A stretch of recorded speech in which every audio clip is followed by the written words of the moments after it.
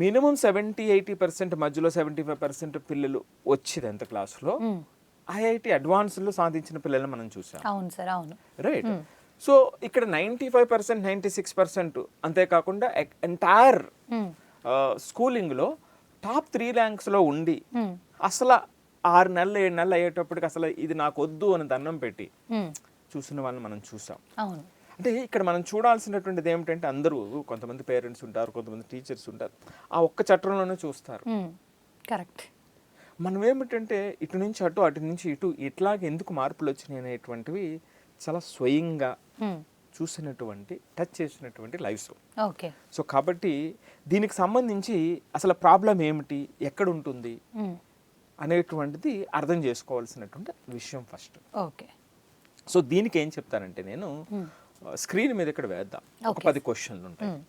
So ఈ 10 క్వశ్చన్లు answer చేస్తే అందులో ఎస్ అనేటువంటి దానికి ఒక 1 మార్కు, నో అనేటువంటి దానికి 0 మార్కు. ఓకే. రైట్. సో ఇక్కడ 10 క్వశ్చన్స్ స్క్రీన్ మీద చూపిద్దాం. ఓకే. ఒక్కసారి మీరు పాజ్ చేసి ఈ 10 క్వశ్చన్స్ ఆన్సర్ చేయండి, ఎస్ ఆర్ నో అనేటువంటిది. సో ఇందులో రకరకాల క్వశ్చన్స్ ఉంటాయన్నమాట అండి. మరి ఫిజిక్స్ ఏ విధంగా అర్థం చేసుకున్నాం, ఫార్ములా నుంచి అర్థం చేసుకున్నామా, లేదా 12 గంటలు చదివినప్పుడు ఎస్ ఆర్ నో అంతే. జస్ట్ ఎస్ ఒక 1 మార్కు, నోకి 0 మార్కు. చూద్దాం ఒకసారి పాస్ చేసి చూసి వాళ్ళు ఎన్ని స్కోర్ చేస్తారు. రైట్. సో ఈ క్వశ్చన్స్ అన్ని ఒకసారి వాళ్ళు చూస్తే వాళ్ళలో దీంట్లో వాళ్ళకి ఏమిటంటే ఒక 7 to 10 మార్క్స్ వచ్చినాయి అనుకోండి, 7 నుంచి 10 మార్క్స్ మధ్యలో ఉన్నాయనుకోండి, ఖచ్చితంగా వాళ్ళకి 95% వచ్చినా, 96% వచ్చినా 10th క్లాస్లో, లేదా 75% వచ్చినా, వీళ్ళంతా కూడా ఈ జేఈ నీట్ ప్రిపరేషన్ ట్రాప్లో పడిపోయారు. అవును. ఓకే.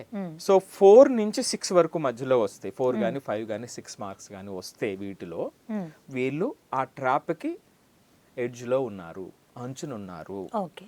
రైట్. 0 to 3 ఉన్నారు అంటే లేదు, వాళ్ళకి వాళ్ళు అర్థం చేసుకుని ముందుకు వెళ్తున్నారు. సో అని మనం అర్థం చేసుకోవచ్చు. ఒక్కసారి మీరే ప్రయత్నం చేయండి, మీకు అర్థమవుతుంది. అంటే మీ పిల్లలతో అంటే ఆనెస్ట్గా ఆన్సర్స్ రాయాలి.